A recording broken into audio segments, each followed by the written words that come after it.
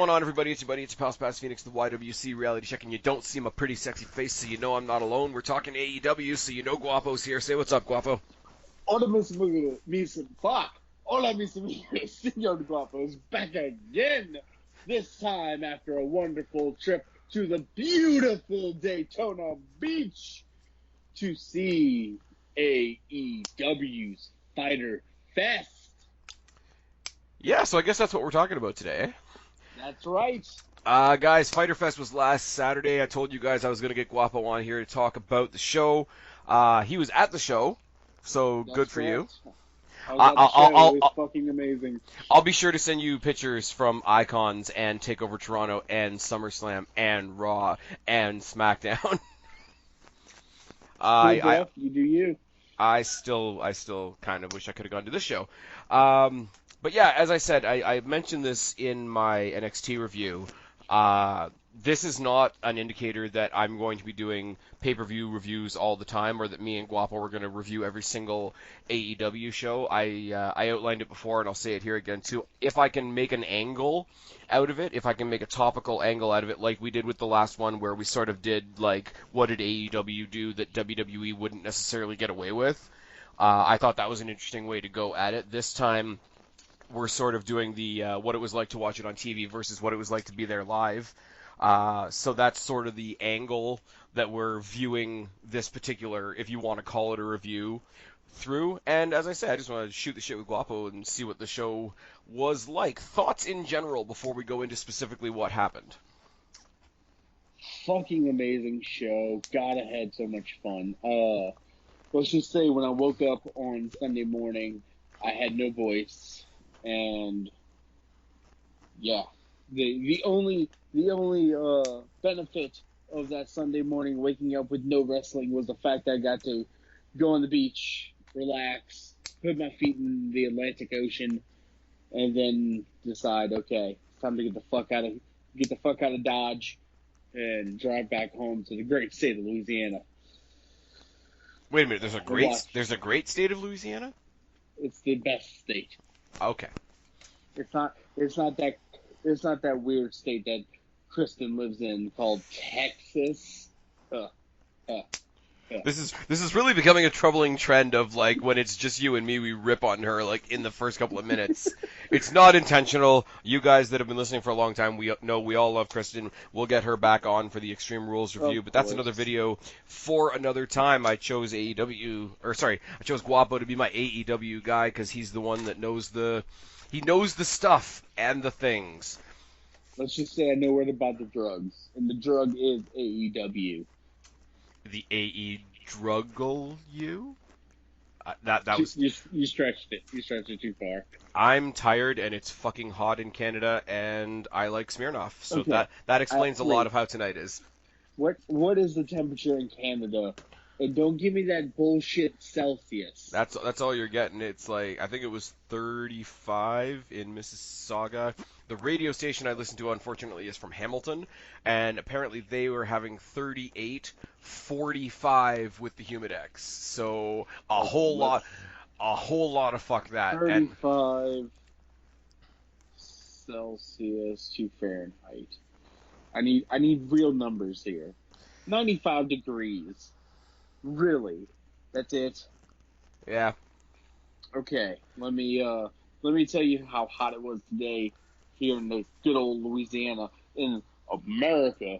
Guapo, yesterday my was dear friend, America's birthday. My dear friend, I do have to remind you that A, I work in a warehouse, and B, I'm lazy and fat.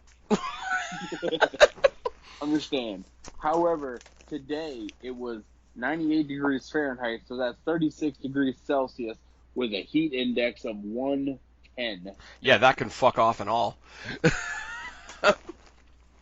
That can 100% humidity. Today sucked. Yeah, no shit. I'm not saying that other people don't have it worse. I'm just saying it fucking sucked where I am today. Went to the theater. South, also known as Satan's armpit. Went to the theater. It was nice and air conditioned until I realized I had to step back outside eventually. Anybody that's wondering, go check out Far From Home. It's really, really good. One thing I do want to mention before we get into all of this, I mentioned this as well in a video just last night, or by the time this goes out, it'll be 2 nights ago. Those of you that have been listening to me for a long time talk about Destiny Wrestling, our Fed here in Mississauga, they are at the end of the fall getting a TV deal with the Fight Network, where they're going to be putting out 1 2-hour show a month on. I guess it's regular TV for me because I actually found the channel. I know it's on the app as well. I'm not going to say a whole bunch because that's not what we're here for tonight, but if you haven't seen anything from Destiny, go check out the Fight TV app where you can check out, I know they have The Ritual on there, and I think the other one is called Fearless. Check them out. They're really good. Guys like Morrison, PJ Black, Pete Dunne was there for a little bit, but I don't think any of his matches are televised. Simon Grimm's been there, Michael Elgin's been there, Shane Strickland's been there.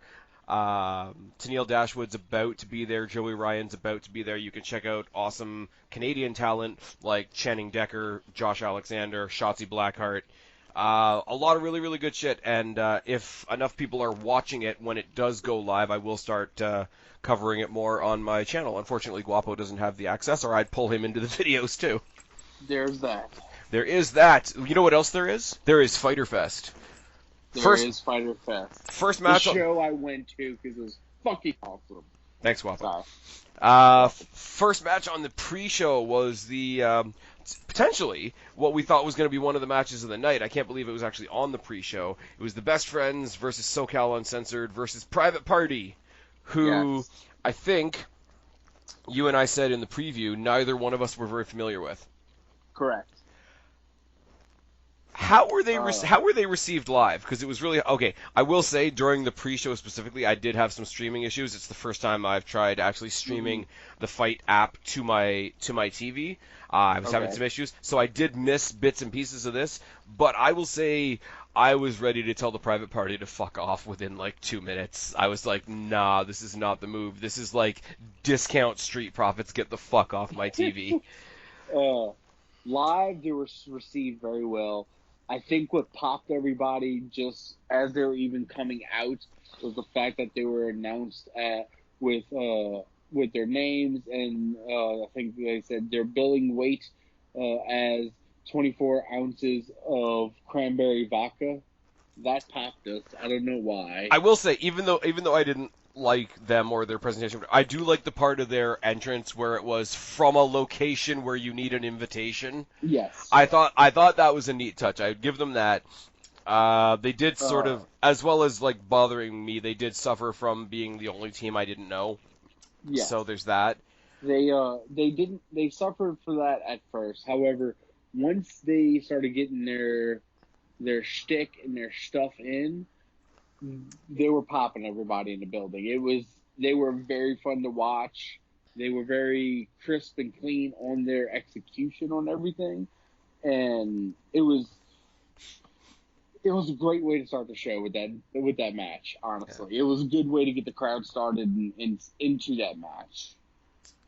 It's interesting to say, and I don't know whether this came from AEW directly or whether it was something that just circled the net, because we know there's no lies on the internet. The way they build their shows, they were talking about, they're not going to do like WWE, like do a couple of important ones, cool off with like maybe a filler or a piss break or however you want to say it, and come back. I think the idea was out there that as far as importance, as far as excitement, and as far as time given to a match, they were going to start from the bottom and just have a steady crescendo all the way up. I don't necessarily like that idea because it means by the time you get to your main event, you could potentially burn the crowd out. But time-wise, they're already not doing that. This first opening match was 16 minutes, and then the next 3 are like 8 minutes and change. Yep. So if that is a movement, an idea, a philosophy, or whatever that they're putting out there, they didn't necessarily do it in this case. But on the other side of the coin, I get it, because it is a match. I mean, it's a match on the pre-show that is supposed to have importance, which, again, WWE gets shot in the face for. But there's also 6 moving parts in this match, and everybody needs to get their ish in. Mm-hmm. I didn't see the ending, because that was where my feed dropped out the one time. I know that the Best Friends won. which Yeah, means SoCal Uncensored is still like they're being sort of like the veterans putting everybody else over, which I'm correct. totally cool with. We saw another appearance of the Dark Order Super Smash Brothers Yeah, guys. that part didn't. The Dark Order part of the show didn't exactly. It didn't receive very well for the crowd because nothing happened. See, I think Like, that, but I think okay, that's two shows in a row though. I think when the way they brought them in during Double or Nothing, I think they thought more people knew who these guys were, and it was supposed to be like a big reveal. The lights come up and they're standing in the ring, and everybody's sort of like crickets. And I think at Double or Nothing they even got "Who are you?" chants. yeah, they got Who Are You chance. Yes. Second time in a row where they've sort of been the end of like here's three teams, and I hate to sound like a typical like friggin' Reddit user or whatever, but here's six guys that have already put it out there, and the whole segment match, whatever you want to call it, ends off with these guys again, who are not picking up any traction, from what I can see, Right. from what is coming through to me on my screen. I was really hoping that you were going to tell me it was different live because uh, No, I mean, I don't know them and they haven't done anything yet, but the whole idea of AEW, oh, we're not going to do what WWE does, we're going to focus on brand new people. This is the second time they've brought them out and sort of gone ta-da, and it's gone over okay. like a wet fart in church. The video package was well. Like everybody enjoyed the video package Yeah. from the Dark Order. However, the gimmicky turn the lights off, they're all standing around the ring. Turn the lights off, they're all gone. That's the part that didn't receive well because everyone's like, we thought we were going to get some type of altercation with it. Yeah. The fact that we didn't receive well because everyone's like, okay, that was kind of pointless and bullshit. So that was I my don't think only they've complaint for figured out that perfect sweet spot of the lights out moment either, because I mean WWE doesn't do it all the time, and I mean the only thing we can really compare it to is the Undertaker. But there's that The sweet. difference is you have the gong. That's true. But even still, like in the tag team ranks in AEW in their early days, like the only people in a tag team scenario that how can I say it? The only people in a tag team scenario that are even doing the lights out thing at all are these guys. So if the lights go out during a tag team scenario, you're pretty sure it's them. So Right. I think the comparison still holds up, but there is, I mean, with or without the gong, WWE have that sweet spot of like drop the lights, let everybody lose their shit, and bring them back on at just the right time. I think AEW don't quite have that yet. There is a lag, and Yeah. where you go from oh my god something's about to happen to oh the lights are out. I'm sure somebody's scampering into the ring. Like it's that extra second that brings you back out of it. Do you know what I mean? And for a team that people don't even react to when the lights come out, I don't think that's the best way. I would have loved to see them come down the ramp and like fuck some people up. The whole like all the extra geeks on the outside with the matching masks, I think that's going to get old really quick. Like I don't think Yeah. that's going to hold water for a long time. If they do the whole like all these extra guys around the ring to create the aura and whatever up until their first match and then drop it, cool, because they're part of it's almost like a live action video package. Like here's the ambiance, here's the atmosphere that these guys are trying to create, and look, they're so impactful even though they're not, that they've already got minions willing to follow them, willing to turn themselves into a human throne, which is an awkward take, and I wanted to say that back at Double or Nothing, but it's an awkward thing. Bunch of dudes saying, "Hey, let's get that fat dude to sit on us because Pretty reasons." much. Um, Other than that, best friends going over SoCal don't like this is for a bye in the tag team tournament. I'm pretty sure SoCal is still going to be in that tournament, so they don't get hurt by this. And Private Party Yeah. discount Street Profits is discount.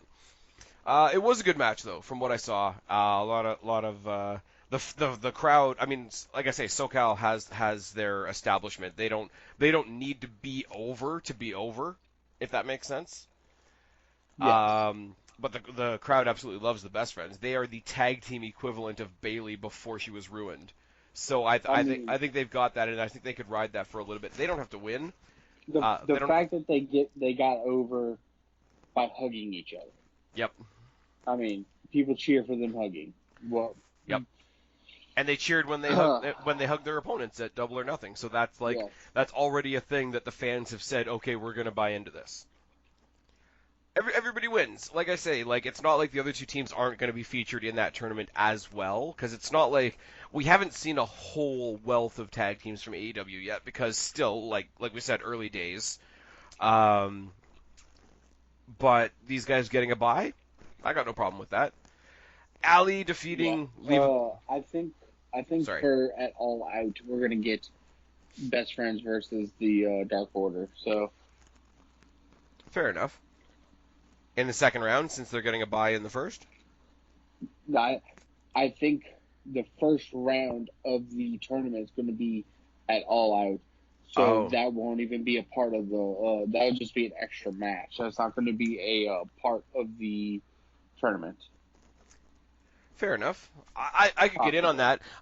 If I My problem with that is I want if we're gonna get excited about that match, I need separately from fighting Chuck and Trent, I want to see at least some of what the Dark Order can do in the ring, because as somebody not very familiar with them, I've already seen the Best Friends go out there twice, and I can see what they can do.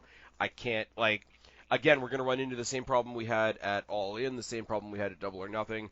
I'm familiar with one half of the match, and that eventually has to stop. Right. But I don't know. I don't have very much to say about the next one, so I'll let you take it because I meet it with a shrug. But I didn't hate it, but it's just kind of Okay. there. Ali versus Leva Bates. You mean the librarian? I continue to I'm not. shake my head. I'm not gonna lie. All of us all of us and the people that were sitting around were kind of like a couple minutes into the match. We were just like, okay, this sucks that Allie got stuck in this spot, and Leva Bates needs to put the blue pants back on and make it and just go on with her life somewhere else. Like it wasn't. It was there. It wasn't great, but yeah, that was the time to go get a T-shirt. My thought through all this, because one of the things I read before this show was that Ali is apparently taking on Brandy Rhodes at Fighter Fest or All Out, or sorry, Fight for the Fallen or All Out. I think Fight for the Fallen. Okay, so because she hasn't wrestled yet, I'm really interested to see what Brandy Rhodes can do. I haven't seen Mm. a whole lot of Brandy Rhodes in the ring, but she's already this character that makes me want to see her. Like She she gets a pass that the Dark Order doesn't get. So she's already this big, huge, gigantic character. I've made the joke that she's the Stephanie McMahon of AEW, but she's already like a big presence. Nothing in this match made me excited for Ali at all going into that match. So I yeah. because she seems to be like I didn't watch her. Like she came to TNA long after I stopped watching. But basically, I get the idea that she's sort of like happy-go-lucky girl, fans love her, etc., etc., etc. And Right. here I am already hoping that Brandy Rhodes like smokes her within 2 minutes. Go in there, get a pop from the crowd for hitting the crossroads on her, and get the fuck out. The librarian thing is I don't know. Yeah. I It started off as a fun joke and living on BTE, but I think it's gonna run its course a little too quickly, just because it's not getting over with the fans very much. Uh, You know what it Even reminds me though of we did when get she the comes out big, and we got some. shushes when she comes out and shushes the crowd. It makes me think of like old school Lance Storm when Yeah, when he used to come out and do the whole "if I can be serious for a minute" without being interrupted. But you sort of look past that because the guy was phenomenal in the ring. She doesn't get that pass from me, and the other dude, anything I say about him is going to be seen as very inappropriate. So yeah. uh, we did get some good chants going during that match. I don't know if I didn't rewatch the pre-show yet, so I didn't get the chance to pick up to see if our chants got through. We did chant "Hooked on Phonics" at one point. Mm. Well, that's the thing, though, right? Know. It's because whatever they're doing, the librarian thing, is getting a reaction from the crowd. It's getting the crowd involved. Yeah. But when the and you know, we talk about Monday Night Raw getting hijacked. When the crowd is a better show than the match, that it's hilarious, but it's also a statement on things. Like when you start like I don't even remember what it was. It was that famous match on Raw a couple of years ago. It was like Sheamus versus Randy Orton or something equally boring. And everybody online was just making lists of who the crowd was chanting for. Oh, they chanted for JBL. They chanted for Michael Cole. Can you believe it? They chanted for Lillian Garcia. That's bad. Like that's not just like we don't care. This is kind of boring. Whatever. That's we are gonna be the show because you guys aren't putting on a show. I'm not gonna say that Ali and Leva Bates were that bad. I'm not. There was nothing wrong with the match. It's just it was. It's okay. It can pass because it's on the pre-show, but it was just there. It was just there. Last match on the pre-show. Nakazawa versus Alex Jabali. Oh, Michael Nakazawa. Okay, side story, real quick. Okay. My friend Michael, who you might have seen on the SmartMarks page, he actually ran into... Shout out to the SmartMarks page. SmartMarks page. He actually ran into Kenny Omega and Michael Nakazawa in Disney World the day before FYTER Fest. And I don't know if you watched it, but we did a little video of him telling the story of how he met Kenny Omega and everything. So you can go back and watch that on SmartMarks page. But just a side note, one of the things Michael said that Michael Nakazawa does not realize how famous and big he is getting already just from being on BTE. Because he still doesn't recognize that people are actually recognizing him now. It's weird to him that people recognize him. So, just thought I'd throw a little factoid in, and the fact that our friend Michael got to meet Kenny fucking Omega, and he was fanboying the hell out, trying to be cool about it. But yes, the match, Michael Nakazawa versus Alex Jabali, the CEO of CEO, the gaming company. Yeah. A hardcore match and just craziness, fun. The match got over with everybody just because it's what it was. It was supposed to be a gimmicky, funny match, and that's what they gave us. And especially one of my friend Josh that I went to the show with, he made the joke and comment to me that Jabali was basically the a much richer Shane McMahon. Can I be honest with you, man? I couldn't stand this match. What? I couldn't, because it was like too gimmicky. No, well, it's a combination was it the pool floaties? No, I mean like silly shit is silly, right? And I mean I couldn't praise the New Day if I wasn't down for silly shit, right? It was just, and you know me, I'm a sarcastic guy. 90% of my content on here is sarcastic, unless somebody's like recently died. There was so much on the nose stuff. Like, clearly they were taking a shot at WWE. And this isn't me comparing like, oh, WWE wouldn't get away with it, but this is just me watching it.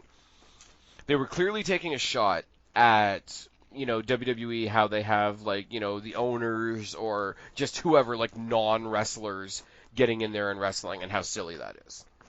So that's Mm-hmm. a thing.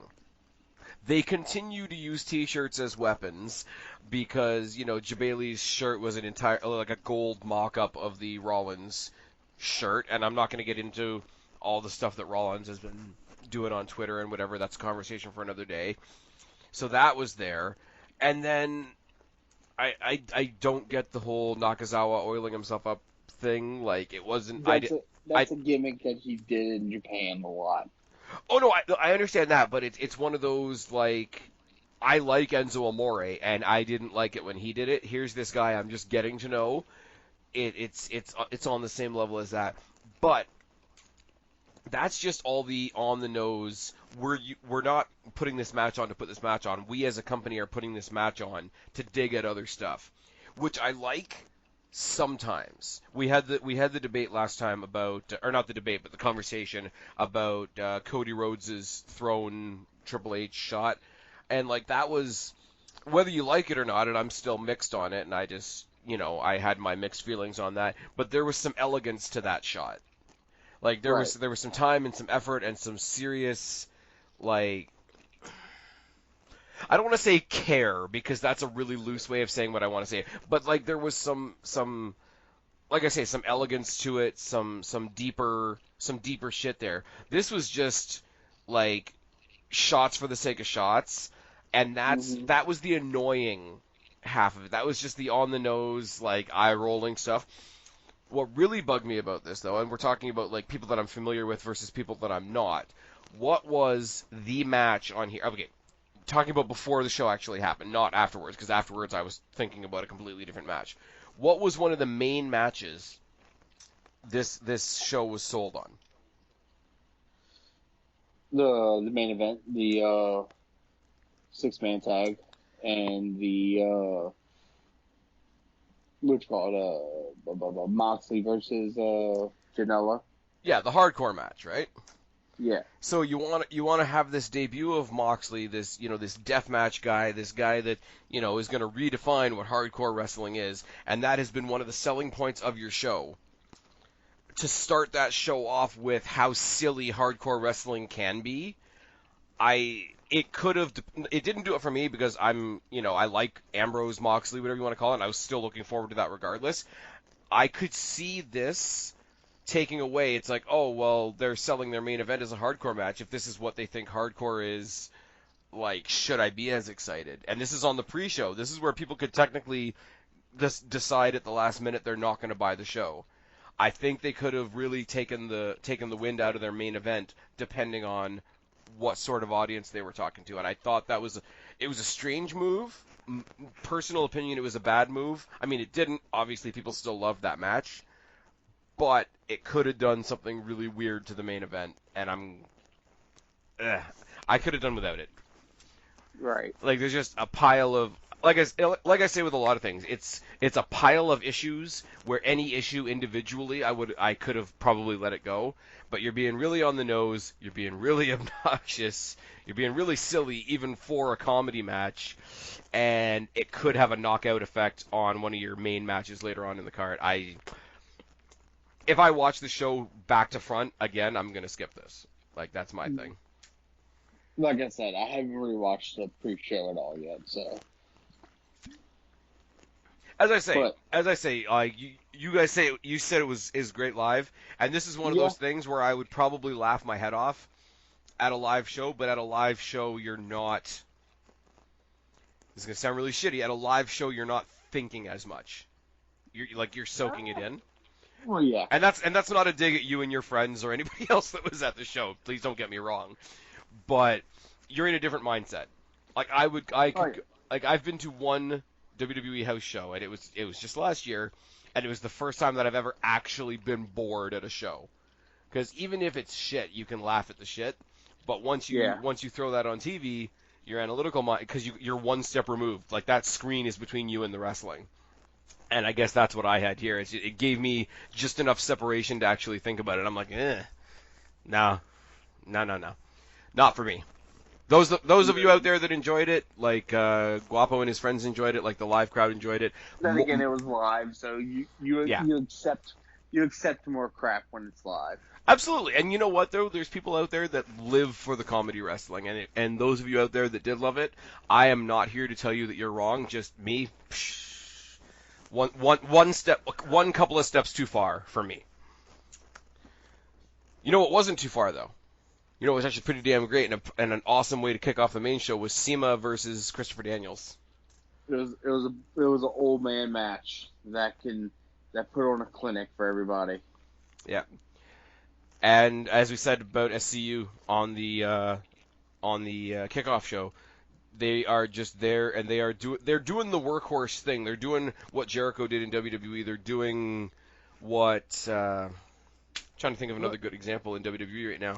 But they're just there and they're just making everybody else look great. Let's put it in perspective. SEMA is 41. Christopher Daniels is 48.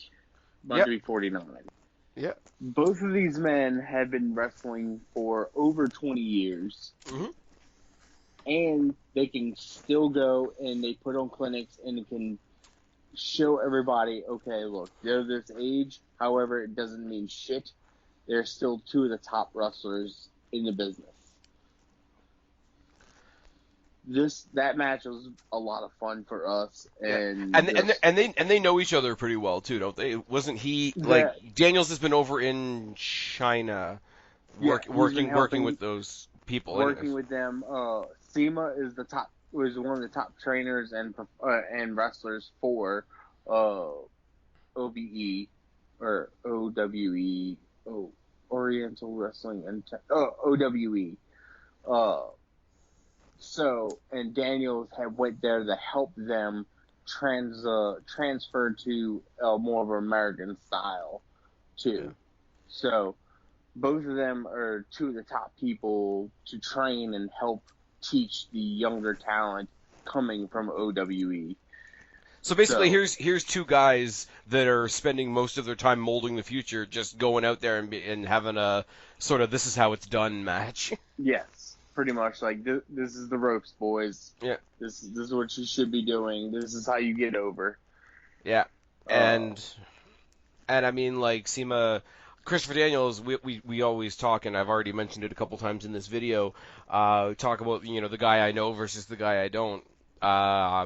Christopher Daniels is obviously the guy I know from his time in Impact and a couple of other things. Did I mention I'm gonna see OVE versus SCU at Destiny in a couple of weeks? Yes, you have mentioned it once or twice now.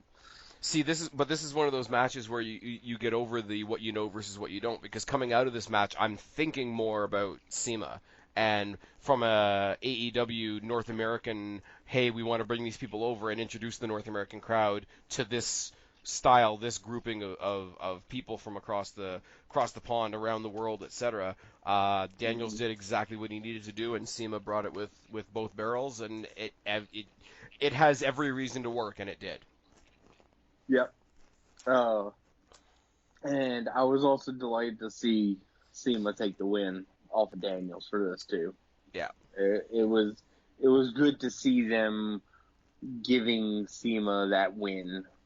Initial win for a singles match. So, and I mean, we keep saying it, but like, I mean, okay, you could say this about the four guys running it as well, but SCU doesn't get hurt by a loss. No, absolutely not. I mean, I'm not saying I want them to go out there and job every single show. Like, that's not the cool thing either. But I keep saying in these initial stages, like it's a catch line, but it is though. Like you're in the initial stages. This is either their second or their third pay-per-view, depending on how you feel about All In. They need to be establishing that, hey, here's the guys you know, but here's the other guys you need to get to know. Mm-hmm. And it also, what it also does is it shows people that, hey, the BTE guys are not going to be winning every single match. Just because they're friends with the Bucks and everything like that doesn't mean they will win every match. Well, not always. Cody last time, the Bucks last time. It doesn't mean anything right now. Omega and the Bucks this time. SCU Something like last that. time. Um, okay, I'm going to say something controversial here, Oh God. and this is where I'm going to leave you totally the open option to not take part in this conversation if you don't want to. Next match up was Riho versus Oh God. Yuka Sakazaki I see versus where this is going. versus Nyla Rose. Yep. Now, what was something everybody was praising AEW on before they even had a show, or at least what I was hearing a lot of from certain sections of the internet. They were all going to be about inclusion. You know, it doesn't matter your race, your religion, where you come from, your language, your gender, your orientation, your lifestyle, your anything. So the hiring and inclusion of Nyla Rose on this roster is fantastic. It's a symbolic thing, if nothing else. It shows, there's no bar to entry. Like, we're not going to exclude you because you fall into X, Y, or Z category, and that's amazing. Full stop. There is no Mhm. but. There's no but in that sentence. Where the but comes in is, at what point do I say that she bores the fuck out of me and I don't want her on my TV screen?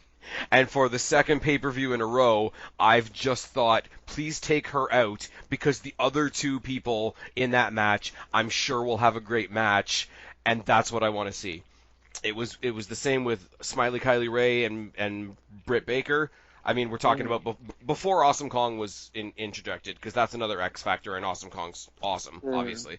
But here's the same thing here. Like, we saw Riho and Yuka Sakazaki in the six woman tag at the last show, and now we're seeing them go a little more one on one. I love their style. I love the presentation of the I'm gonna pronounce it wrong. The Joshi girls. Yes, Jersey. Yeah. Yoshi girls. I Yeah. love I love the energy, like not to be cliche, but they're like cartoon characters come to life. And the match was just dragged down by Nyla Rose, and I'm terrified because of what people already think of me in Twitter and other verses, that's going to turn into I'm sexist, I'm LGBT phobic, I'm transphobic, whatever. I'm not. As I say, as a symbol, her inclusion in this division is an awesome sign for anybody else that thinks, oh, I'm not going to try because there's no way they're going to let me in. I really do, and this is as genuine as I can possibly be. I do genuinely, tip my hat to AEW for this all-inclusive, like, wrestling is for everybody mentality, and nobody's going to be left out in the cold. But at some point, they also have to be good. Yeah. The only I comparison I will. have for it, and I'm not even saying Nyla Rose is this bad, but the only comparison I have, like, as far as like social issues go, is Nia Jax, because Nia Jax is objectively terrible. We've seen the shopping list of people that she's injured day on day, week on week, month on month. People come out and say, and again, it is right in a sense. She's out there. She's great for a body positivity movement. She's great for, what about all the young girls out there that are a little bit heavier, that feel like they can't be involved in anything? And that's wonderful. To push that idea is wonderful. Okay, they should have tried harder to get Awesome Kong back. They could bring Piper Niven from NXT UK over into the main roster. There are other women. You had Beth Phoenix back in the day, who wasn't exactly a Barbie doll, whatever. But the social thing that serves cannot completely outweigh the fact that she's out there hurting people and not wrestling well and not playing a character that anybody gives a shit about. Whereas here, Nyla Rose isn't hurting anybody, and I don't, and I'm sure there's a portion of the population that does like her and does, support her fight and all those sorts of things. It becomes a social conversation of, when am I allowed to say that I don't want her on my screen? And that's Probably and that's never. so, and that's so and that's so touchy, and I don't want to come off like a dick, but I can't help but think I just want to see Riho versus Yuka, and that's my thought coming out of it, because they did great, and Nyla Rose did the big guillotine off the top, and I'm just like, Yeah. What's the what did Taz used to say about Devon Dudley? He's like, he comes off for the headbutt, and he's not exactly that graceful. It's kind of like watching a bus fall out of the sky, and it's not far off. It's really, really not that far off. And unfortunately, I'm seeing people that I want to see, and there's a roadblock. It's not even like, here's some people that could have maybe put on a good match. They were wrestling with her, and the match wasn't great. I'm sure it could have been better. Like, these are people I actively like. Here's two people I really want to see fight, and another one that's in the way. The last one, Smiley Kylie Ray and what the hell's her name? Britt Baker. Britt Baker, there we go. Like, there's a match I want to see one-on-one. Like, by the time both of those women had gotten to the ring, there's a match I want to see one-on-one. And, I mean, Yeah. it dilutes my point that they then threw in Awesome Kong as well, because then it just became two separate matches. But I struggled with it, because I want to be like, okay, they're given a shot that WWE probably wouldn't give. I really hope it goes well. I have yet to see something. Room to improve. Room to impress me. Room to change my mind. Absolutely. But right now, that's kind of where I'm at. Well, for this match live, once they kind of quit the Nyla dominating the two girls, pretty much. Giggity. God damn it, Faz. Once the match finally got moving, the crowd got behind the two girls, Rio and Yuka. So it was very fun seeing what they could do. It sucked because anytime Nyla was really in the ring, the energy kind of got drained out a little bit because she was just, there. However, the spot where she caught both of the girls was pretty neat. But then again, yeah. Yeah. Okay, I should correct myself in one sense. I'm not saying she's not capable. And I'm not saying that she did anything particularly bad. I do want to be clear about that. It's not like, okay, I'm cheering for everybody else and I'm booing her. I'm cheering for everybody else and I'm going to steal another expression from Kristen. I don't love her. I don't hate her. I nothing her. Right. And that's almost worse. Right. However, everybody was kind of shocked but very happy that Rio picked up the win, pinning Nyla as well. So. Yeah. I mean that is the shining light. I mean, like, Nyla. You remember back in the day when all triple threat matches were elimination. Like, if they had gone into this and the two of them had double teamed Nyla Rose, giggity, and then got rid of her, and then it had broken down from that into a one-on-one match, I would have loved that. Because look, they banded together to go up against, and I can't believe nobody's protested the fact that they call Nyla Rose the native beast. Somebody will eventually. I think they're doing that just as also a little slight chop to Brock being the beast incarnate or wherever it is. I didn't even think of that. I didn't even think of that. But, like, you could have told a story where here's these two girls that obviously know they're undersized in the match. They put their differences aside for a moment to get rid of the greater threat and then decided, okay, let's find out who it is between the two of us. That could have been a cool story. And, like, this match, I'm looking at Wikipedia because I'm cheating like crazy here. The match only went 12 and a half minutes. Extended out to 15, put the elimination in there. You could still give Riho the win. I'm not trying to change the result.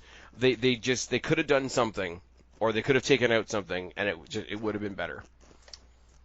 You know what was kind of untouchable though? The 4-way. What? Tell me fast. The 4-way was pretty untouchable. Before we get into the match, can we talk about the promo from MJF? I lost the promo. You didn't see the promo? Nope, that's another part where my stream cut out. Oh. You can talk about the promo all you want. You haven't went back to watch the promo at all yet? I haven't gone back to rewatch the show yet. Period. Oh, okay. Well, MJF comes out, starts cutting a promo on all the gamer, nerdy people, nerds and stuff that are there because, I mean, this was at a uh, fighting game competition Yeah. convention. That was the whole reason why it was called Fighter Fest, was because it's at CEO's annual fighting game competition. Mhm. So, uh, he was Oh, I making will fun say, of it. I forgot to give credit where it's due. The whole Peter Avalon, Leva Bates thing, because they do the librarian thing, coming out and talking shit about gamers hanging out in their mother's basements and why don't you pick up a book. That was cool. I will give them that. That was clever. Yes. Uh, but also, anyway, sorry. MJF came out making fun of the gamers and everything like that. The one line that popped everybody and all of us were like, holy shit, he actually said that, was a line about, okay, hey, let me tell you all about something about your mother's. She swallows. Ha! Nice. What?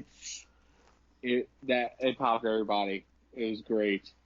Then he went on a little rant about how he's a level 48 paladin, warrior, knight, whatever thing. And he was like, hey, look, I used to like video games too. Video games, gets the crowd to chant. And then I lost my virginity. And then they pan to a nerd in the crowd with a blank stare in his face. He died. It's like their version of the Undertaker streak shocked guy. Yes, but it's a nerd who obviously probably doesn't know, who still has his virginity intact. Oh dear. Anyway, the match: Adam Page, MJF, Jimmy Mother, Jimmy fucking Havoc, and Lucha and Jungle Boy riding on Luchasaurus. I will say, not to cut you off again, Yes. the only and this is me nitpicking to the nth degree. This is a silly nitpick of mine, and I'm saying it in advance. We talked in the preview about, Jungle Boy, Luchasaurus, they're a tag team. I think they're actually like joking about calling themselves the Beast Friends, which I'm on board with that. And we were joking around, is he going to ride Luchasaurus to the ring? And Yeah. he did, which popped me. But it also made me think the whole match, I wish Luchasaurus was in the match. Mm-hmm. I think Uh, we all did. However, all of us in our group and stuff was like, "Yep, that's a future fucking AEW champion right there." I kind of want to see Jimmy Havoc versus Luchasaurus for like 0 titles and 0 fucks given. But I think the match that we're all looking forward to for Jimmy Havoc at least, is Jimmy Havoc, either Jimmy Havoc versus Joey Janela, or Jimmy Havoc versus John Moxley in a death match. and see, I got another match that I want to see Jimmy Havoc in that we're going to talk about in a minute. But um, this is tied for match of the night for me. Not necessarily that it was the match with like the biggest, most bombastic impact, but just as far as like I really thought I was going to enjoy that, and I just did. Mm-hmm. It give you a little spoiler. It's this match and the next match. I like Adam Mm-hmm. Page already. It's my first time seeing Jimmy Havoc. Jungle Boy is awesome to watch in the ring. MJF is what the Miz could be if they let him. Um, there's nothing to hate about this match. This match was fucking great. The result was never really in any doubt in my No. mind because it's predictable, but it's predictable that I can totally take on board because there's no way you're going to have Adam Page lose before he goes on to try and become your first champion. So, Agreed. so I think it was an exhibition for him, for lack of a better word, and a chance for him to get in there with Havoc and Jungle Boy and MJF and just show the crowd what they can do if they didn't already know. Yes. And I think that served every fucking purpose. This was... It did sort of contribute to what we said this time and last time about I would like to see some more singles matches than the six-man tags and the four-ways and the triple threats and the battle royals and all that sort of thing. That is still very much a small problem that I have with both shows that we saw so far. I would love to see a couple more one-on-ones because they are eventually going to have tag team titles. And if you go into a pay-per-view where there's this many tag team title matches, this many tag team matches, you got to really try harder to make your tag team title match pop out. Whereas if you've got a card more heavy in the singles match department, then your tag title match will pop just for the sake of it being a tag team match. Mm-hmm. Plus, like we said in the battle royal for Double or Nothing, it's really hard to get to know new people in multi-person matches. Sometimes. Yes. But yeah, Adam Page has star written all over him. I would love to see Adam Page versus Adam Cole. That's just a thing. Havoc, I've never maybe in our fictional AEW versus NXT. That was something we were me and my friend Josh were booking on our way home from Daytona. I'll say this right now. Let's get them on weekly television, and maybe by the end of the year we fantasy book a WWE versus AEW show. I'm fine with that. I'm totally game for that. Guys, if you're listening, put the initial suggestions for that card down in the box below, and we might take them on board later on in the year. It's almost like down in the comments below, just give me 3 matches. NXT versus AEW, who we know is in AEW now. Yeah. Who would you like to see versus I'm gonna AEW say NXT? I'm gonna say I'm not going. I mean, you guys can do it if you want. I'm not going to limit that just to NXT. I'm saying all of WWE, including Raw, SmackDown, 205, NXT, NXT UK, anybody that we happen to get in this year's Mae Young Classic. Anybody in the entire WWE umbrella versus AEW, because there are some people on the main roster that could have some amazing matches. I mean, I want to see Kenny Omega versus Finn Balor. Like, that's a thing. Definitely. I want to see Adam Page versus Seth Rollins, especially with how popular Seth Rollins is on Twitter right now. Yes. I wouldn't mind seeing Jon Moxley versus Seth Rollins. You had to do it, didn't you? I'm sorry. You had to do it. Had to. I don't think that particular match could ever happen though. No. No, because Moxley took his ball and went home. Well, AEW's ball was bigger and redder. So, anyway, that was awkward. I'm gonna let you sit in what you just did right there. Cody motherfucking Rhodes versus Darby Allin. Holy shit. Okay, what happened? What happened after this match? Notwithstanding, because that's going to be an entirely separate conversation. Yes. Cody Rhodes did his job in this match because I didn't come out of the match. I'm going to specify this once again. I'm talking about the match itself, not what happened after. Correct. I don't come out of this match thinking about Cody Rhodes. No, I come out of this match. Darby Allin single-handedly the best surprise for me on this show. Mm-hmm. I am all in on Darby Allin, 100%. Darby, okay. Darby is all in. I did not know much about Darby Allin before this match. I knew nothing. I watched a couple of the vignettes that they put out on Darby the week before, and I was like, okay, I'll give this guy a shot. He looks pretty good. Holy shit, that match! That coffin drop. Okay, we're going to get to that, but let me. Okay, so his presence coming to the ring, his presence in the ring during Cody's entrance, and just we said it just there, like, okay, he's not budging out of the corner. Like, he's just complete total badass in the fucking corner, just sitting there, just soaking it in and everything. Like, okay, the bumps he was taking throughout the entire match was great, and the fact that they let this match go to a time limit draw, and that they did it to where Cody was about to get the 3 count, and it went to time limit. Holy shit! You can't plan that better. Like, it's perfect. But we're gonna have to talk about it. That fucking coffin drop onto the apron. Okay. So he sets it up, he goes to the top, like, we're thinking, okay, he's gonna do some type of like frog splash, leg drop, something like that. He goes for the coffin drop, we see him jump. Everybody's like, oh shit, and then he nails the fucking apron. The entire crowd, I shit you not, went, oh my god. Like, I felt it in my back.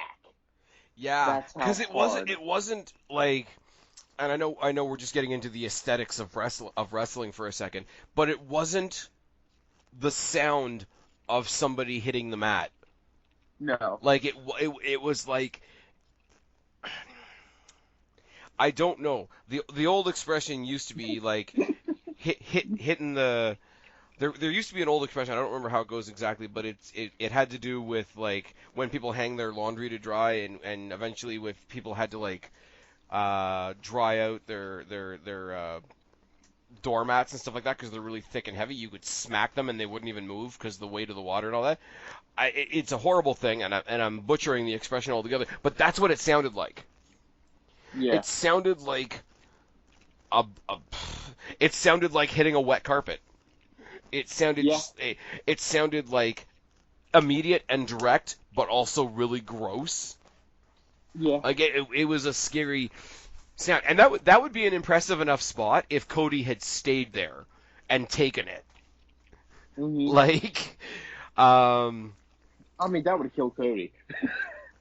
I mean, like, okay, this is where I go into like hopes and dreams a little bit, but I hope that he didn't choose his debut on AEW pay-per-view to try that move for the first time. I don't think, but God, why? Ugh. Like, it looked painful, it sounded painful, and in the heat of the moment when it happened, none of us expected it to happen. Like, when I say the entire crowd just cringed in pain for him, like, it was just a immediate, like, oh sound. Well, the thing is too, and I guess it's a psychological thing a little bit, is he is like a small dude, and he's Yeah. skinny, and he's kind of lanky, and there's not a lot of meat on him, right? Like if he was a bigger, more muscular dude, it would still hurt. It would still fuck you up, no Yeah. doubt. But you've got some muscle in there. Maybe you've got a little bit of body fat in there. You can cushion yourself somewhat. This was a shrink wrapped skeleton hitting the hardest part of the ring. Yeah. And I don't say that. I'm not making fun of how he looks or anything like that before anybody goes off in the comment section. Just, yeah. Yeah. That That that moment, match. that moment almost stuck out to me more than what happened after the match. And we're going to talk about what happened after the match in a second. You talked Yes. about, but you talked about his performance, Ring presence. his ring presence, his presentation, whatever. I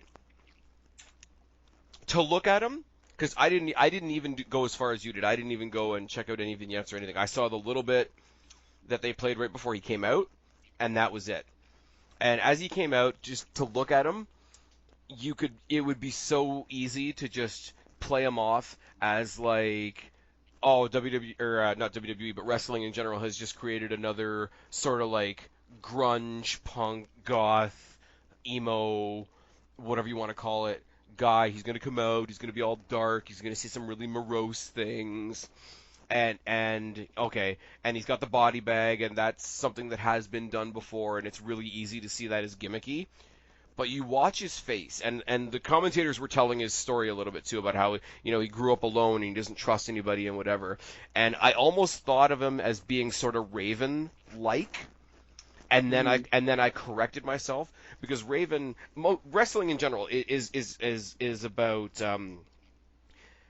like I say, your bombastic nature. You're out there. You're reaching, whether you like them or hate them. You're reaching out to that crowd for a response. You're soaking up something from that crowd.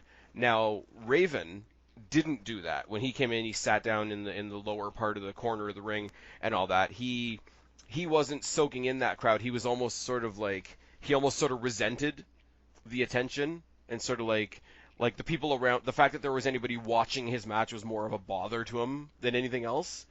And I thought that's what Darby Allin was doing. But when they talk about him just being this paranoid guy that doesn't trust anybody, that doesn't get close to anybody, whatever, he actually in a very character-driven way, he was almost overpowered by being in public at all, and dealing with the crowd at all, and dealing with other humans, let alone the guy he's about to face in the ring. And it was very easy to go wrong because it could very easily go and come off as a weakness.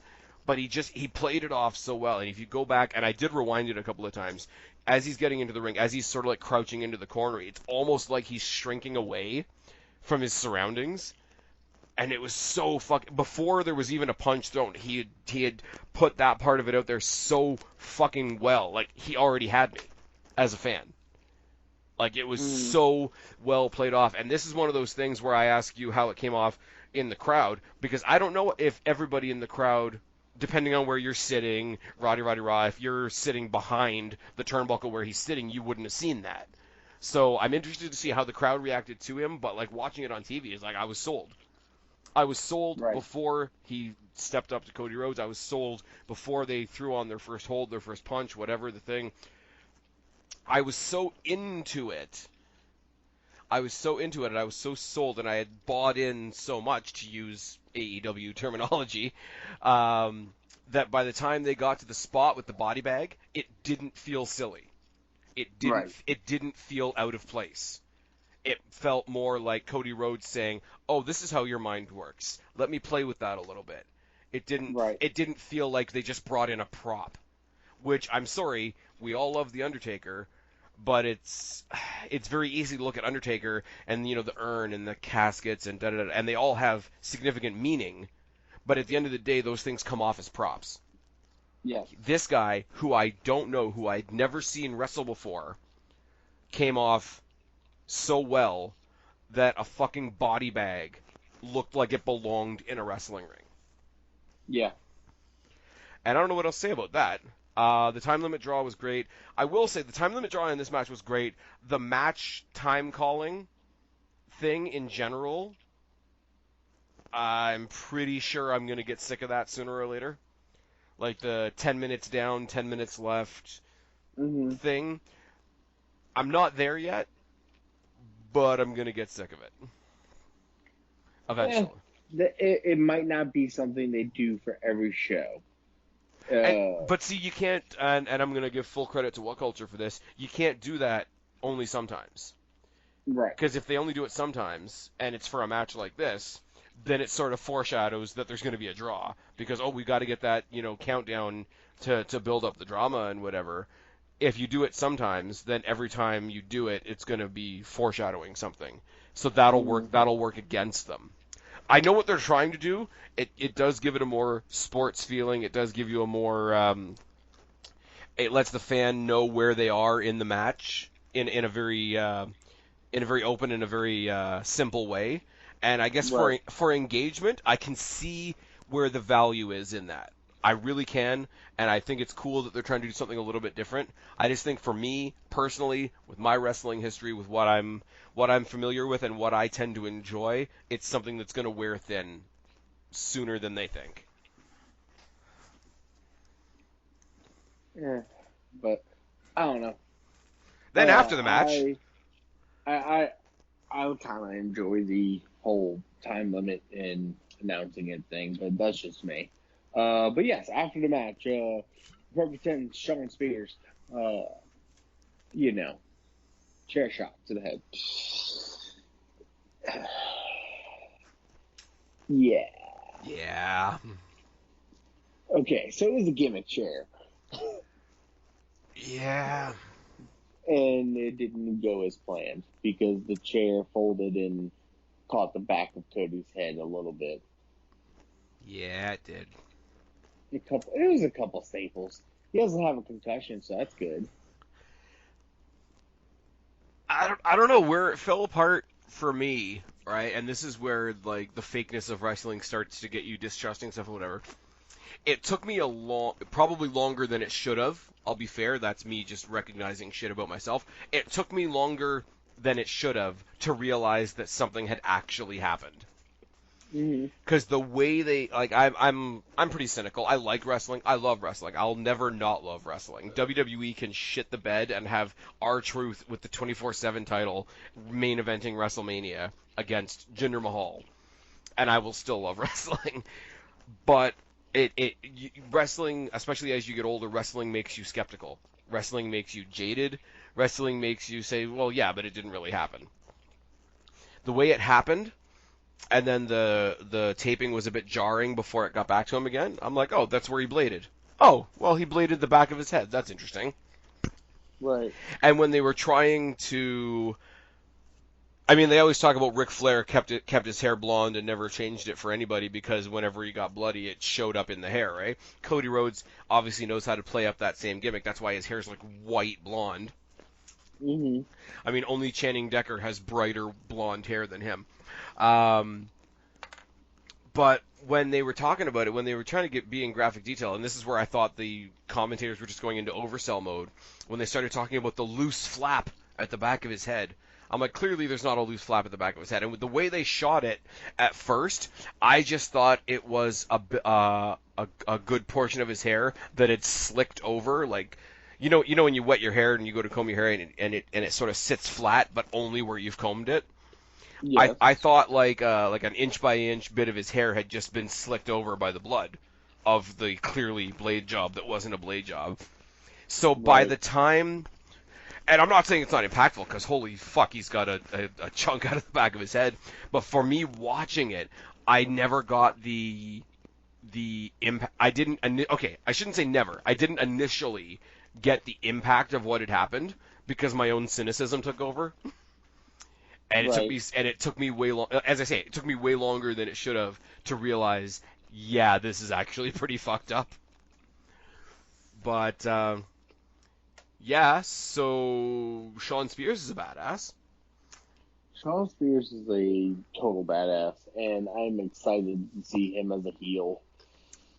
The way he came into that ring, and it wasn't like he ran in. It wasn't like a quick beatdown or whatever. He sauntered into the ring like um. Okay, this is a night for me just pulling out bad expressions, but you've heard the expression "duck on the pond." Mm-hmm.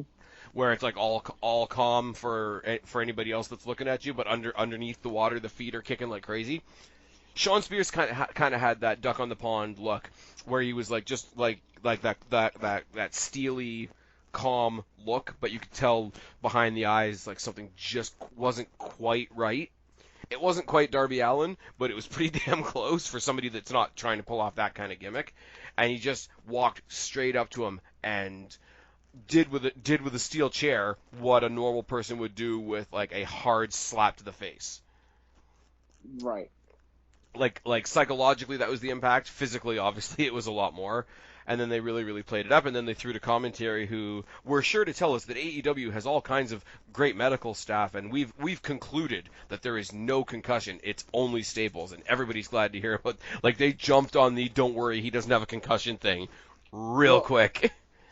they did that after they already had the doctors tending to him and stuff like that. But Yeah, during the time where they had to clean the ring and stuff like that, that's when JR kind of had to improvise a bit. yeah. But good on them for trying to improvise and get something to say something a little bit because I mean that did take it took a couple minutes away from everything to get the little cleanup done and everything. How was the But reaction in house to that? to To the shot. Okay, so to the chair shot, I was like, oh shit. And then some people were chanting for him to hit Brandy with the chair. Of Woo. course, didn't happen. Yeah, I don't care how hardcore your company is, I don't think that's happening. No, of course not. But the the reaction to Sean Spears was perfect. No pun intended. Uh, Cody, once people noticed, oh shit, he's bleeding, was like, someone get out here, help him. And then, of course, his best friend MJF came out to help after the fact of Sean already leaving the ring. Anyway. Yeah, you got to explain that one to me because there were people making jokes about that. Apparently, that's a thing on Being the Elite, which I still don't watch. Yes. I'm sorry, but MJF and the Codester are total best friends. That's why he would run out there and save him in a heartbeat. Which I think that part was planned. However, him bleeding and everything definitely was not planned. So, but they did do the right thing. They gave him a towel, put it over his head, and you could immediately see medical attention was coming to him. Like, they met him outside the ring, walked him to the back, and started attending to him then. So, but he did look a little dazed and stuff. But hey, if you're selling it and everything like that, you're gonna try to sell it like that. But none of us thought like, okay, I don't think he doesn't have the I'm completely out of it look. He looked like he was selling it. So none of us really thought then and there that, okay, he probably has a concussion. Maybe a slight one, if anything, because his bell might have been rung a little bit. But I mean, Cody's a professional. He's taken a chair shot to the head once or twice in his career already. So. I mean, in all seriousness, like we can joke about it all day. Oh, the PG era sucks and whatever. And I don't want to turn this into a huge thing on chair shots. There's enough content out there, people debating whether or not there should be chair shots, etc. But I mean, you don't have to have a concussion to walk away not being okay when you've had a chunk taken out of the back of your head with a steel chair, Right. gimmicked or not. Like I was watching it afterward when it did sort of, you have that slow oh shit moment where it's like, oh, I shouldn't have been enjoying that because he could be really hurt. You saw him leave, and like, yeah, as you say, he could be completely selling. He could be like the best actor ever. But I'm like, no, some of that is he's got a little bit of that I hope I'm okay look. Yeah. I mean, combine that with, you got to go with the story. You got to go with, oh my God, I just gave this guy a job, and now he's like walloped me in the back of the head. It all came together well. He pulled himself together, obviously, to get out of the ring. There's the pictures on Twitter of him, like, after that match, producing doing the backstage producing for the next two matches, which to me is insane. You take that shot, and you call it a night. I mean, he's a professional. Of course not. But yes. Happy to see Cody's okay. So far, we haven't heard anything about him being pulled out of Fight for the Fallen, but so we're hoping that match is still going to go on with the brothers versus the brothers. So, You think Spears gets involved in that match? no. No? Probably not. I don't know. Because he doesn't have a match on that show, correct? Yes, he does. Does he? He's a part of a six-man tag. With who? Which he's on a team with himself, himself. Shoot, I just saw the graphic for it earlier. My friend Josh said to me. Hold on, I'll look it up. We're professional. Well, you put me on the spot. Come on, man. I'm saying we collectively. Yes. Okay, so it's him, Sammy Guevara, and MJF versus Jimmy Havoc, Darby Allin, and Joey Janela. Jesus Christ. Right? Okay, I just had my thing about I want more singles matches. I'm gonna make an exception for that one. I'm just gonna go ahead and pull my foot out of my own mouth on that one. You're welcome. Speaking of six-man tag matches, a bunch of luchadors versus a bunch of video game characters. Yeah. Uh, it was the Lucha Bros and the Laredo Kid versus the Elite, Kenny Omega, Nick Jackson, and Matt Jackson, the Young Bucks. And The six elite, man the tag the action. elite. The Elite. The Elite. The Elite. The Elite. Okay, Yes. so this match here, right? I want to get into the Fucking match. so much fun. Let's talk about the entrance for a second because that's cool. What We're, the total rip off of the Brock Lesnar guy? I wasn't even gonna talk about. I was just gonna talk about the Street Fighter stuff in general. Okay, yeah. The reason why, or one of the reasons why I hated so much on the Nakazawa versus Alex Jabali match and the quote unquote comedy that happened in this was because you get something like this that's not quite comedy, but you could get a couple laughs out of it. The whole Kenny and Matt and Nick doing the Street Fighter thing was great. I mean, it synced in with the audience. It synced in with the company that they're working with. Um, Somebody said this. It was great for AEW to show us what one of their B shows is going to be like because it wasn't Yeah. on the same level as Double or Nothing, and I don't say that in a bad way, but it just wasn't. There was a lot more campy stuff. There was a lot more tongue-in-cheek type of stuff.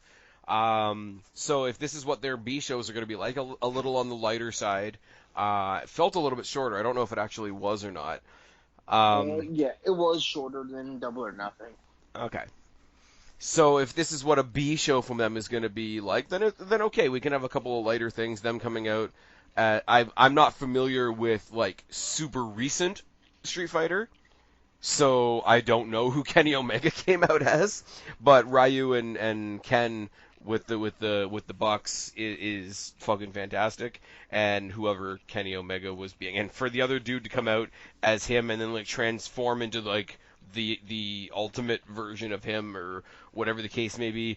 Could have done without the pink hair. The pink hair looked weird. The story throughout the night of them losing their shit in the back because they had lost their gear at the airport or whatever, and they had to go to somebody on the fly. And obviously you're at a gaming event, so obviously anybody that's making costumes there would have gaming related gear. I thought all that came together really. Again, it was really really campy, but like it was campy in a way that really worked and all tied together. It tied through the whole show, and then it tied into the entrance. The entrance was great. Them coming out to the remix of the Street Fighter music made me laugh, partially because I didn't realize what it was at first. It's been a while. And on the other side of the coin, you got Laredo Kid, which was apparently originally supposed to be Pac, which would have been cool, which would have been one more guy that I'm actually familiar with. But Yes. Laredo Kid's pretty fucking insane. That entire match was fucking insane. Side note, Kenny Omega was Akuma from Street Fighter. Okay. Also, Kenny's gear was not ready for that for the show because he was supposed to have a complete get up, but he didn't have it. That's why he had to settle for the mark on his back and stuff like that. Ah, okay.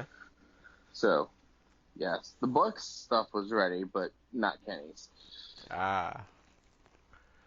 I don't know. So, It's weird for me to say like, oh, we're gonna be here and talk about the show. I don't know what to say about this match other than the fact that it was insane. It was the match from Double or Nothing with Kenny Omega and a random luchador that I've never seen before. this match was fucking amazing. Like, okay, just saying because it was live for me. Yeah.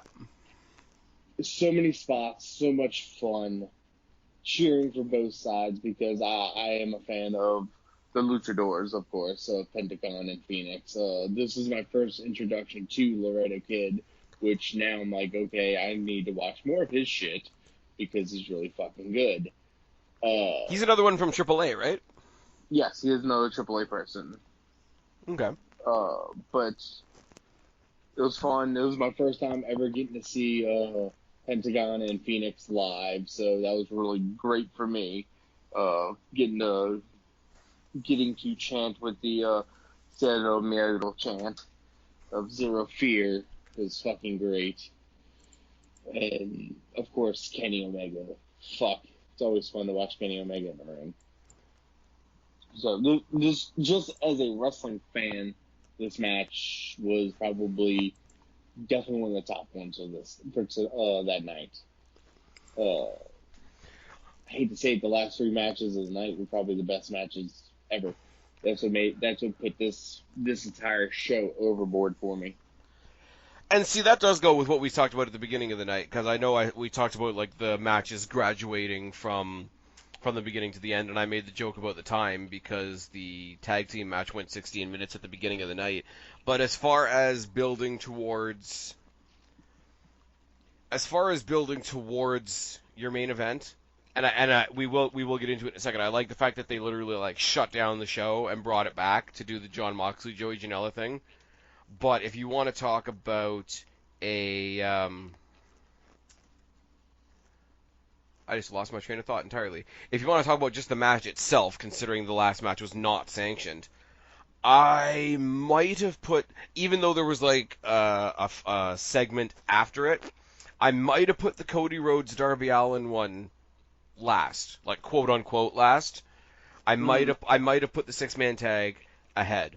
Because as great as the 6-man tags are, I don't know about them being the main event. And as I say, because we have the unsanctioned match, I'm sort of saying main event in tight quotations, but I don't know about, because they did the same thing for All In, right? I don't know about the pile of people match as the main event all the time. That's another. It's sort of like the time calling thing. It's something. It doesn't bug me right now. It's something that could wear thin later on. Like as I say, we're talking about my very very small nitpicks because I thought the show was great. And you say the last 3 matches were the good ones. I am going to say the last 4 because I would put the Fatal 4-Way match on equal footing with those other ones. Right. Agreed. I don't know. I mean, Matt and Nick Jackson go on to face the Rhodes Brothers at the next pay-per-view. I don't know what the Lucha Brothers are doing at the next pay-per-view. Who's Kenny facing at Fight for the Fallen? Oh, yeah, I don't know. Is it SEMA? No, you're gonna make me look up Fight for the Fallen now. Hold on. I need to find it. It is SEMA. I just clicked over on already for that show. Brandy Rose versus Ali, Kenny Omega versus SEMA, the Rhodes Brothers versus the Bucks, Adam Page versus Kip Sabian, Jimmy Havoc, Darby Allin, and Joey Janela versus MJF, Sammy Guevara, and Shawn Spears. Yep. That's that card so far. Yep, and I think Jericho is supposed to be there. He's not announced for a match, though. He's probably going to fuck with the Page Sabian match. Yeah, probably. To lead into All Out, right? Yeah. I know at All Out we're getting Kenny versus Mox. Yeah, not going to lie, I'm down for that one. Right? I mean, I'm still not 100% sure about Omega, but... Are you sure? Okay, never mind. You're a lost cause. I forgot. You can't cheer for your own Canadian. Whatever. All right. For the lights out match. I was gonna say like he might be good, but he's not Seth Rollins, and Seth Rollins is the best at wrestling. The lights out match. We have the bad boy Joey Janela versus Jon motherfucking Moxley. I like this match. I still don't give a fuck about Janela. Oh, this match. Holy shit. What? You don't care about Janela? I don't. Are you fucking crazy? He's a psychopath. Yeah, it's okay. But, okay. High point for this match for me was the fact that whenever the crowd started chanting, "You sick fuck," to Moxley, he steps out the ring and bowed.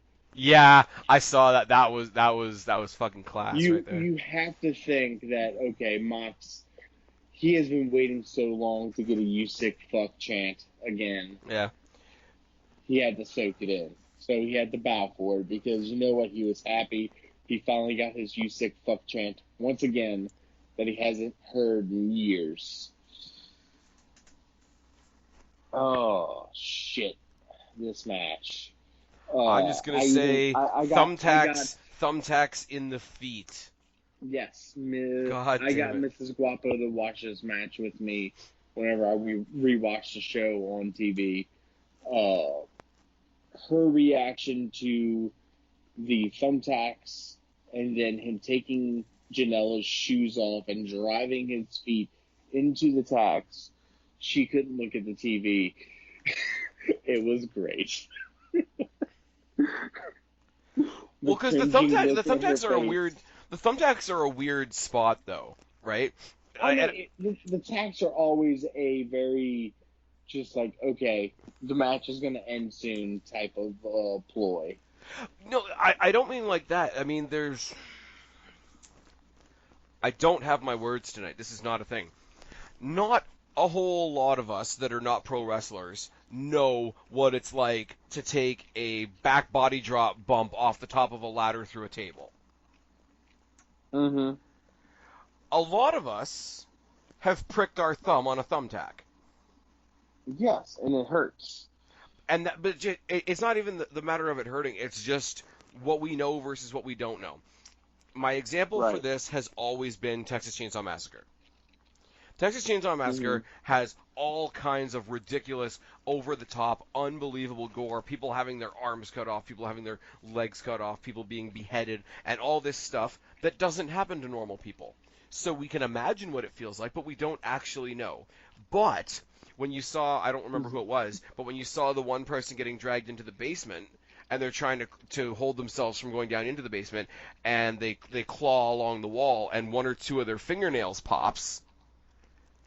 Everyday people have done that. So that one little moment is more impactful than me seeing somebody get their arm cut off. Same thing here. Same thing here with the idea of, a back body drop or rolling cannonball through a barbed wire board or whatever.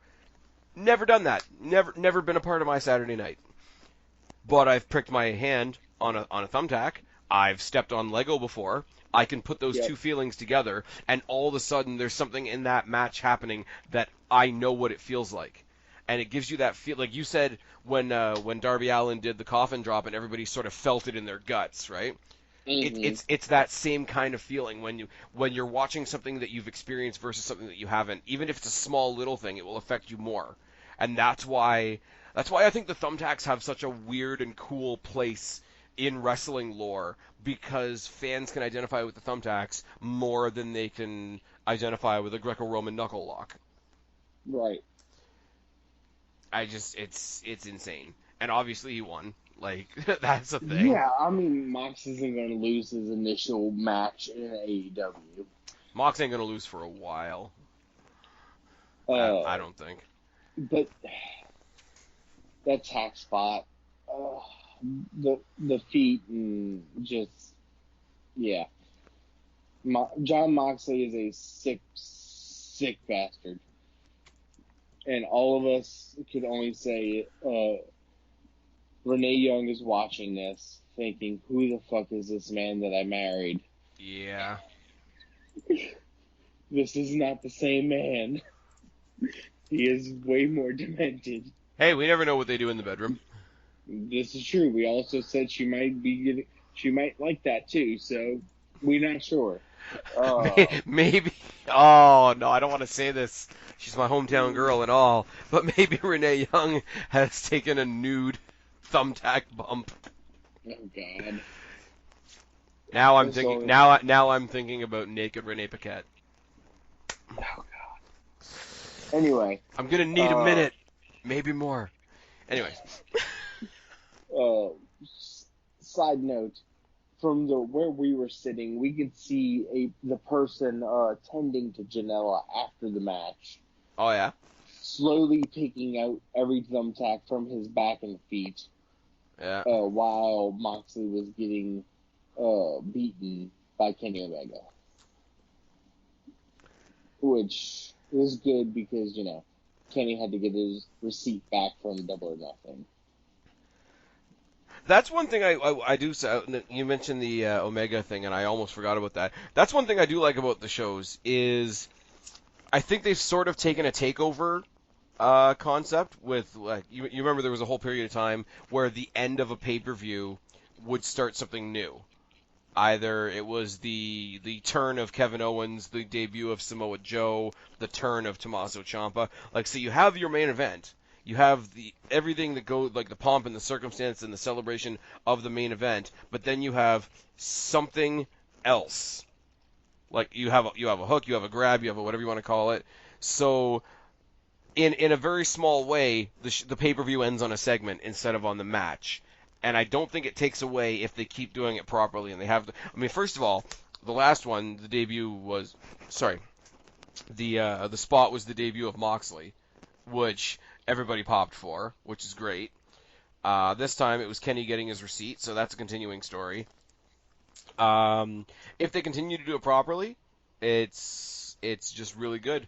It's simple storytelling, and you can tell that they are treating their pay-per-views as a weekly show as well, almost, because they gotta have the pay-per-view that they're having and be promoting the next one at the same time because they don't have that weekly show yet. Right.